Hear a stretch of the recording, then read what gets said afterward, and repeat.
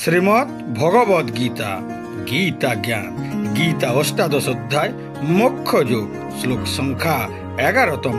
এই শ্লোকের সম্পূর্ণ বিস্তারিত বাংলা ব্যাখ্যা।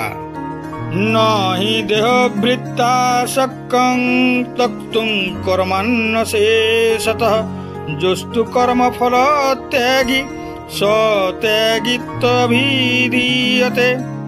অবশ্যই দেহধারী জীবের পক্ষে সমস্ত কর্ম পরিত্যাগ করা সম্ভব নয়, কিন্তু যিনি সমস্ত কর্মফল পরিত্যাগী তিনি বাস্তবিক ত্যাগী বলে অভিহিত হন। অনেকে এমনও যুক্তি দিতে পারে যে কর্মের ফল ত্যাগ করার পরিবর্তে সমস্ত কর্মই ত্যাগ করা ভালো, কারণ এতে ধ্যান ও মনে কোনো বাধা সৃষ্টি হবে না।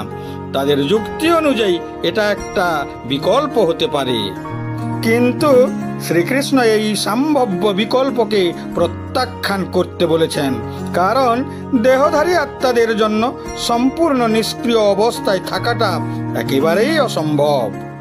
শরীরের যত্ন নেওয়াটা প্রত্যেকেরই মৌলিক কাজকর্মের মধ্যে পড়ে, যেমন খাওয়া, ঘুমানো, স্নান করা ইত্যাদি।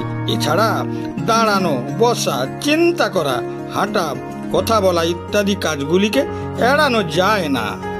যদি আমরা বাহ্যিকভাবে কর্মের ত্যাগকে ত্যাগ হিসাবে বিবেচনা করি, তাহলে কেউই প্রকৃত অর্থে ত্যাগী হতে পারে না, কারণ শ্রীকৃষ্ণের উপদেশ অনুসারে এখানে বলা হয়েছে যে যদি কেউ কর্মের ফলাফলের প্রতি আসক্তি ত্যাগ করে, তাহলেই তাকে একজন পূর্ণ ত্যাগী হিসাবে বিবেচনা করা যেতে পারে। কোন দেহধারী জীব, এমনকি যদি তা এককোষী জীব হয়, সমস্ত কর্ম ত্যাগ করতে পারে না।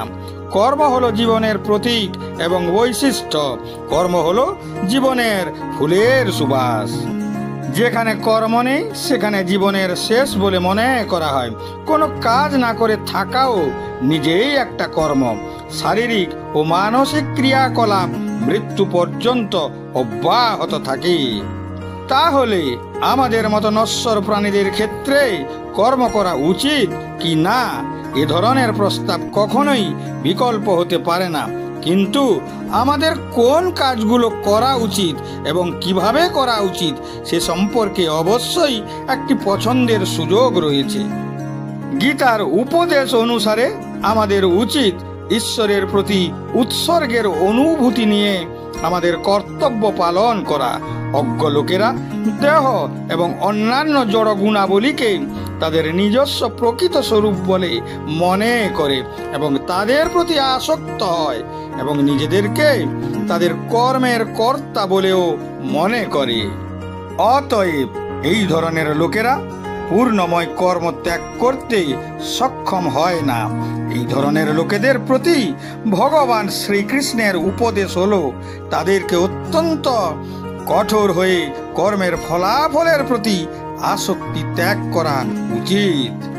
কঠোর পরিশ্রম, উৎসাহ এবং দক্ষতার সাথে তাদের কর্তব্য পালন করা উচিত। যে ব্যক্তি তার কর্মের ফলাফল ত্যাগ করতে সক্ষম হয়েছে, কেবলই সেই প্রকৃত ত্যাগী। এমন ব্যক্তি নয় যে শুধু তার কর্ম ত্যাগ করেছে।